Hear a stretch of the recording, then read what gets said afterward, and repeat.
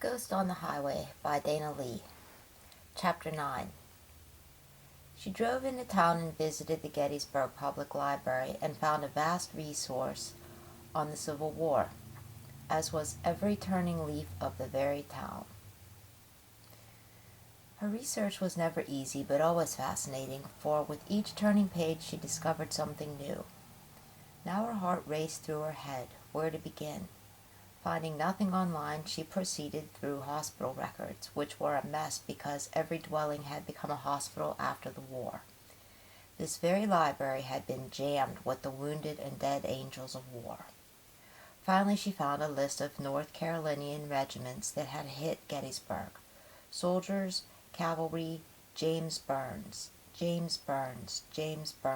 so many Jameses. 5th Regiment, North Carolina, Cavalry, killed July 3rd, 1863.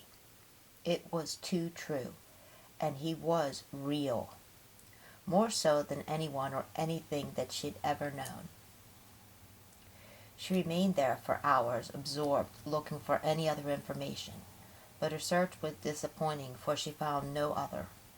What happened to his remains? Did his family have him? Was he home? Where did he fall? Did he die there? What about the dream? Had he left the house only to die in the war? She searched in vain for answers, puzzled and overwhelmed. She should have eaten. She needed a shower. She left the library and wandered to the museums, but found them now to be closed. She parked near the battlefield where Pickett charged his loyal Virginians as Longstreet watched alongside. She always brought her students here, where the rebels charged towards this small clump of trees just beyond the little stone wall. The battlefields were open till 10. It was nearly dusk. A chilling wind stirred up the snow in gusts, and she pulled her coat tight about her as she started back towards her car. That's when she heard it coming from behind, biting her ears. The rebel yell like a flock of geese. She spun around to see if there was anybody else there, but found the field shaded and desolate. Then, out of a swirling gray mist, out of the snow, he rode on a battle-worn red charger who snorted and puffed and foamed about the mouth. E-I-I-I-A, he yelled from out of nowhere. She was afraid he'd run her over and panicked, stepping aside at first and then picking up to a run. The wind burned her face and made her eyes water. Just then he pulled on the reins, and the horse gratefully obliged and began a little sidestep in a swaying sort of rhythmic dance upon the field. The horse's breath came hot behind her. The hoofs pounded, beating against her heart, humming in her ears. Facing the phantom pursuer, she shaded her eyes and squinted as the sun slipped beneath the mountainous horizon. He was surrounded in a circling mist of purple and blues. The sun had gone behind him, and he sat there atop his high mount and just stared at her with his unearthly eyes. A gray woolen cloak hung about his shoulders this time. Then something like a fallen star hit the ground, exploding. She crouched in horror, but saw the red beast's knees buckle every which way in an instant before hitting the ground with a thud. James lay there too, in a heap. His form tremored. She approached him slowly as if he was a wounded animal. The horse was silent and covered in gore, his side gone, and she turned in disgust. James didn't cry or call out. He just lay there breathing heavily. His left arm was contorted in an ungodly fashion, all soaked and darkened with blood. He looked up at her, his eyes a flickering, suffering pain. He groaned and reached out to her, whispering. She crouched down close. He smelled of the woods and of the earth. Take me now, my love. She helped him up and felt his blood run coldly down the front of her. It didn't matter. She supported him against her shoulder and hip and struggled with him towards her car. The wind whipped her hair into tendrils that danced across her chapped face. Her burden was silent, and she tried not to look him in the eyes, for they burned. She could feel his breath come hot in contrast to his cold, frail body. He took her breath away, and she huffed but continued on. She was so fatigued and her legs ached. Still she drug him on. His pulse beat fast, and his touch, however cold, was satisfying and good. It gratified some deep forgotten need within her that she had ignored all along because she could not understand it. Now their car was in sight. Just a little farther now. She propped him against the gray sedan, opened the door, and slid him into the passenger seat. She could hear him laughing as she came around to the other side. Sliding in beside him, she noticed how dirty he was. His arm hung slack as if dead. He was also bleeding all over her car. There was a glimmering sheen about him. She started the car. "I'll take you home." "Take me home," he repeated. "Yes. I never said goodbye." "No, you didn't. It's all right. Now you can stay with us. I'll take care of you. You'll be safe." "No, I'm bringing you back to me." He kept quiet and still, but she could hear him breathing. "Here," he pointed towards the side of the road at an intersection just outside of town, Route 30. "Here, stop." She obliged. He was fumbling with the door handle before she reached over to help. "You don't remember, do you?" "Remember what?" "I know a lot now that I didn't before." He touched her face as he stalled hanging on the car door. Then he walked along to the side of the road before vanishing from sight. Chapter 10. She stood there at the junction for a while, looking for him. There was a small bar there, across the street, Legba's. It was a little old purple-painted brick building. There was a faint sound of drums and the straining whine of a fiddle reverberating from within, the pulse of the place. Cars passed her, and the silverish trees shook their branches at her as the starlings collected, arguing over a dead rabbit. She headed home. She was so tired that she nodded off at the wheel and had a near miss as she awoke suddenly with a racing heart to the horn of an oncoming tractor-trailer. She swerved back into her own lane too far and nearly hit a tree. Swallowing hard, collecting herself, she decidedly stopped off at Chris's apartment, since it was closer, for a cup of coffee, and she had her own motives. He buzzed her up and let her in. His place was clean and nice, but not too nice. It was a place of few memories and held no real charm. To what do I owe this pleasure? He was dressed in a sweatshirt and flannel plaid pajamas. He ran his hand over his soft fuzz of hair. "God, I'm so tired that I fell asleep at the wheel." "Where are you coming from?" "I just drove into Gettysburg and went to the library is all, but I'm so tired. Gladys and I stayed up late last night. I forgot to get her number. Do you have some coffee?" She took her coat off her coat and fell onto the couch. "I'll make some." "Yeah, you two sure made fast friends." "I like her. I've got to talk to her." "About what?" "Never mind, nosy.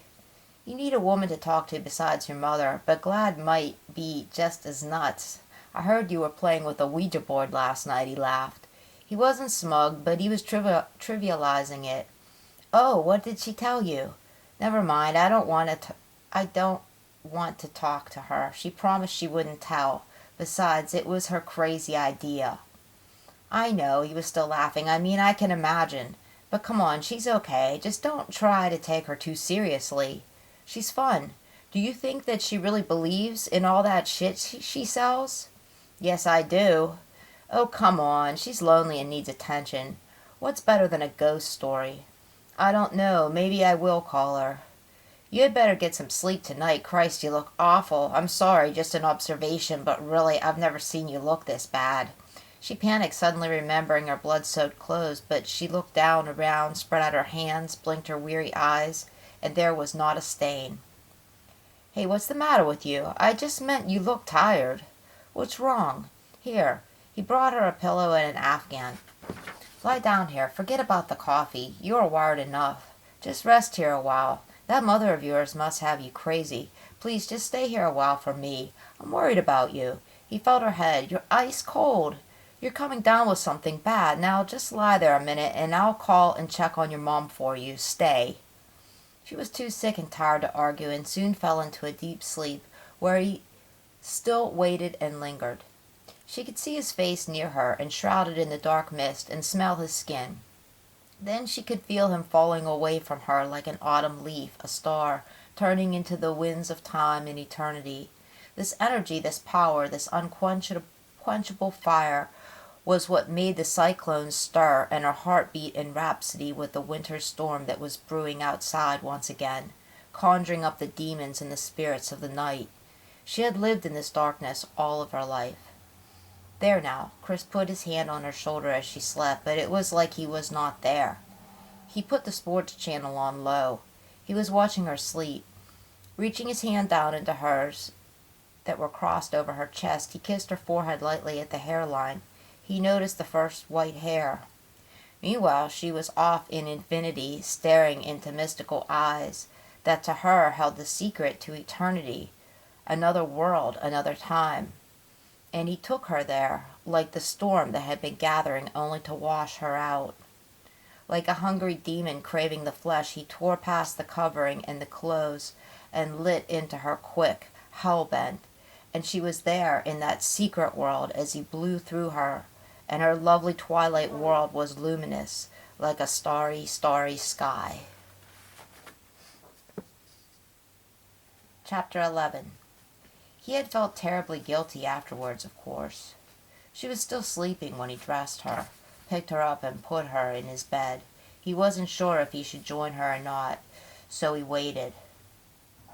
When she finally awoke at 11 the next morning, she seemed embarrassed as he expected. She looked a little better, not as pale as the night before. Looking her in the eye, he felt the terrible humiliation of it all, after all these years, like a slap in the face. He didn't really know her at all. "Hey, can I get you some breakfast? Anything you want?" "Uh-huh." She shook her head. "God, how long have I been here?" "Since last night." "I've really got to be going. Christ, I'm sorry. No, wait, I mean..." She was already out of bed and readying herself for leaving. "Please," he grabbed her arm and stopped her. She refused to meet his eyes and stared at the floor. "Just wait a minute. You know, I can't talk to you now. I just can't. Whatever, I can't seem to think straight anymore. I'm imagining things, you know? No, you don't. You won't, and I just can't do this just now. I'm sorry. I've got to go. Will you at least call Gladys later for me, so I know that everything is okay?" "Yeah, everything is not okay. It's not your fault. Later." She raced home. She was not concerned about Margaret, but she did want to call Gladys. Whether she really was confused about the events of the night before or not was not discernible by her thoughts or actions. Her mind was like a railroad track heading straight for some fantastic enchantment, through the woods, under the mountains, and straight to derailment. Whether she knew it or not doesn't matter, for her track was always destined for those misted mountains anyways. She called Gladys right away. "Hello. Hi, it's me, Diana." "Oh, hi, what's new?" "Well, first of all, you shouldn't have said anything to Chris." "Oh, I know, I'm sorry, but I had to say something." "I didn't say much. It doesn't matter anyways. Can we talk? I mean, get together?" "Oh, sure, when?" "Sometime today, okay?" "Oh, I can't today. I have to take my uncle to the doctor. I'm free tomorrow, though. What's up?" "I saw him again." "Where?" She recalled last evening's events. "Then I crashed at Chris's." "Really? Are you all right? What's going on?" "I just told you. So what does it all mean?" "Well, he must be buried there on the side of the road where you left him or something. Listen, there's an old wives' tale. You take a penny and leave it on the floor or ground for 3 days. If it moves, you're supposed to dig beneath the spot." "Dig for what?" "Whatever, a treasure or a body." "That's ridiculous and probably illegal." "He must need laid to rest." "Well, if I do it, which of course I will, after all, there's nothing to leaving a penny at the side of the road. Will you help me if it should move?" "Of course. And I have a metal detector, a rather good one. It will be exciting." "What can it hurt?" "Okay. Where exactly did he get out? God, I have the shivers down my spine. Did he leave any evidence at all?" I'll have to show you. I can't really explain it because it's inconspicuous, which I guess is good. This is so crazy. We must be nuts. God, if you tell, oh, I don't care. No evidence whatsoever. I mean, there was some old grass on the mat, but that could be from Mother or you. Yeah, it's just all too weird. He's really communicating with you. There's some sort of connection. I know. What? She sounded far away. Nothing. Do you believe in reincarnation? I'm Catholic. Divorced twice? Well, I'm no longer practicing. Well, me too, but wasn't God reincarnated into Christ, into the Holy Spirit? The Son of God. The Holy Trinity is complicated, maybe only symbolic. Even symbols are reincarnate. I've really got to go. Please call and keep me informed. Thanks. Bye. Margaret came padding down the stairs. She had changed her housecoat from yesterday, which was an accomplishment for her. He wants you to come with him, honey. That leaves me here all alone, but it'll be all right. It's time that you had a life of your own after all. What are you talking about? Mr. Burns wrote to me last night. You saw him, didn't you? She was laughing mischievously. I mean, I've never had to scold you for staying out all night, and it's too late to start now. He wrote to you? Uh-huh. She bobbed her little head. I've been thinking, well, you know, I've never been much for that. She giggled like a girl, but really, darling, I don't want you to be sad and alone like me and Dad. Dad. She had always talked about him like this, like she ever had a dad. Mommy, don't talk like that now. Not now, I can't. But you can, and you will. I can't stop it. The wheel and the world have already started to spin. And she spun around in a circle, her slippers sliding across the wooden floor. Then she did a figure eight and landed neatly in a poise and a wide smile. I will never leave you. How could I, ridiculous? Have you eaten? Perhaps I can come too. Go where, Mother? We just went out the other night. Are you becoming a cosmopolitan type? Another girlish giggle. No, but I'm tired of the loneliness and the haunts. Some enchanted evening. Come on, I'm starving. You look a fright. You'd better wash up first. What in the name of God has happened to your hair? She squinted her eyes and moved in close. She played with a sprig of hair in the front of her daughter's face. Hair that she had grown, as sure as the lilies outside her bedroom window. Hair that she took pride in. Hair like a flame. Oh, baby, the hair was coarse and dry. The flame had deserted this spot, and there, only a smoke, a mist remained. What's the matter? She pushed her mother away and went to the mirror down the hall. She had white hair. For the first time in her 29 years, her hair had gone white. It was as if 5 white fingers had slipped through her hair, starting at her forehead and back, as his had. What? How? Margaret was there behind her in the mirror. She was so small and white. Her tiny arms closed around her daughter, and she lay her little head against her. There was a real resemblance between them, or had been. Margaret's features had been worn and washed away with time, or had only been passed on to her daughter. Her lovely daughter who hid herself away forever behind her doubts and fears, alone in the dark. Now her little girl was dying before her, and yes, it was her fault. What could she do? What could she ever? She remembered the poem, The Stolen Child, and her heart began to bleed. What was right? She still didn't know. Did anybody? She did think she knew what was wrong, though, or at least have some sense of the bad. Her daughter was always good. Margaret had never known what to do in any case. It will be all right. She reached up and kissed her brow and tousled the newly turned hair. Giving her a little squeeze, she began rocking, swaying slowly back and forth. Diana steadied her and, breaking loose, faced her. Will it? Is it? Mommy, I'm scared. Oh, don't be. She hummed a stifled giggle. You said that he wrote you. When? Yesterday? Do you have the letter? Well, no, it wasn't like that. Well, what then? Here, she led her daughter away from the mirror and into the kitchen. Sit down. Huh? You really need a bath. Go wash your face. Mother, come on. What did he say? Well, while I was lying in bed last night, I could hear his horse outside my window. Yes. What did you see? Well, it was foggy, but he got down from his horse and came to my window. I tell you, well, in all my years, I've never had such an awful fright. Yes, and, well, he kind of smiled that roguish smile of his, then breathed hard, fogging up the glass. That's when he wrote it on my bedroom window.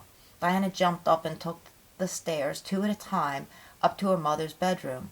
Margaret scrambling to keep up behind her. Wait, what did he write? The pane of glass seemed untouched. He said, she started to cry. What did he say? She began to shake her mother, but not too hard, for she seemed as if a fragile child. He wrote, I have her now. Oh! She pulled free from her daughter and ran away fast down the hall, down the stairs, but Diana didn't care now. She just sat and stared out the window like the stupid or the very old. The phone rang many times, and she didn't care or didn't hear it. When did she have to be at work, and what day was this? Whatever happened last night? These are questions that should have, and maybe might have been trailing through her mind, but she was lost now, all the same. Chapter 12.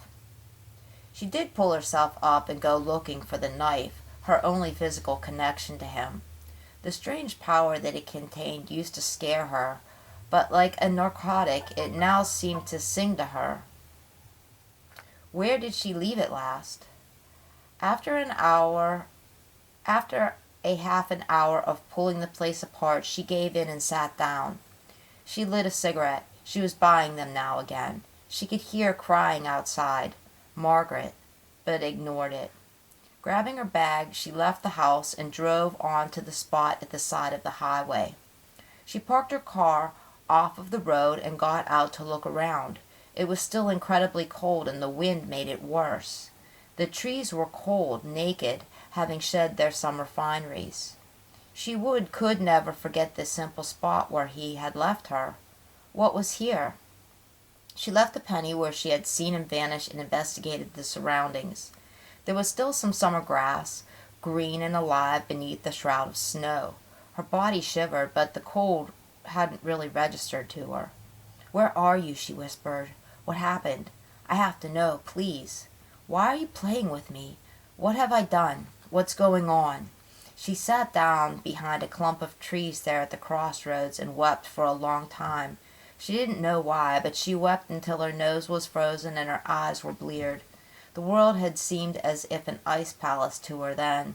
Her ass ached and seemed to be one with the cold rock where she rested. Then she finally picked herself up. He was there, with the dark and icy stare. Where did you go? She cleared her throat and wiped her face. He pulled a dirty blood-stained hanky from his shirt pocket, but getting a glance of it, better thought himself and quickly replaced it. He almost seemed to smile. He looked up to match her gaze. Nowhere? Now he truly did smile and looked very dashing. There was a seductive charm in his dark and brooding eyes. He had a strong jaw, but otherwise very fragile features. He must be Scots-Irish, she wondered. What are you thinking? He seemed to chide. Can't you tell? No. Then he moved in close to her, almost upon her, and gazed down into her face as she wandered into his. His smell was dizzying to her, but he steadied her by placing his hand into the small of her back. The smell was old, as ancient as the trees and stone. It called her in, and she was losing herself to him again. Those eyes of his burned down into her, reaching into the old recesses of her soul, and she felt as if she could die, wanted to, here and now, and just reside here in this rapturous oneness, the forest, herself, and him. But he had been waiting so long, and his voice, like a woodwind, called her back. The highway. What? The highway wasn't like this, but it was always here. Yes, oh, she wondered why he didn't hold her, and she clung to him, noticing for the first time the emptiness beneath the cloak. She met his eyes again and whispered, "It doesn't matter, please don't leave me. It's been so long. I don't remember. I can't forget. You lost your arm during Pickett's charge." "No, I lay on the field for a long time there. I wasn't sure if I was dead or alive, because I was surrounded by it, death. It entrenched me in its stinking shroud forever. I lay there, like always dreaming of you, in a smear of earth, gore, and vomit. It was intolerably hot, hell, and then the shells stopped and our universal prayer for rain was answered on the 4th of July. On the 5th, I think it was, but by that time my brain was fried, and days and nights bled and burned together. They hauled me off to a farm and hacked my arm from me with that knife. I killed many a Yank with that knife, finished them off." He cut through the cold blue air with his hand. "It didn't really matter much at first. I was so ready for death, expected it, had looked her in the eye so many times, and all that I really longed for had gone with you." He touched her face, and his wild, wild eyes glistened. "Who am I, James? Do you really know, and how?" "I don't know myself." He reached into his pocket and presented an old tin-type lithograph, enclosed in a faded red velvet and a touch of gold. He placed it into her trembling hand. She breathed deeply. The woman therein did resemble her. The photograph was in shades of gray-brown to gold and was very old, but that was her hair, her eyes, her mouth. "Corinne, your wife." "You," he smiled and nodded. "This is not me, a look-alike, but this picture was taken long before I was born. I'm sorry, you are lost to time, it seems. Your wife is dead." He sat down, placed his elbow on his knees, and laughed at her as if she were ridiculous. "What? Teacher, you don't know so awful much, you with your fast, horseless carriage and your zapped into magic kind of lifestyle. Still don't know too awful much. Do you know how old I am? Do you have the slightest notion as to what I have endured just to see you again? I knew that you would return to me. I knew that we would be together. It is the only thing that I am still absolutely sure of. My wife died in childbirth along with my daughter while I was fighting in Virginia." The dream. "You are her. I can feel it, smell it, sense it. You think that I wouldn't know? I've reached into and beyond your soul, darling." She shivered, and he came around close. "What about the other one, the dream with the child? Was that on the farm where you were being nursed? James, what happened to you?" "I don't know. How did we end up here?" "On the highway." "Yes," she whispered. He was fading fast, leaving her alone again, here in the undergrowth on the side of the road. "James," she called. "James," even louder, but he was gone. And there remained the penny beneath her feet by the rock at the crossroads.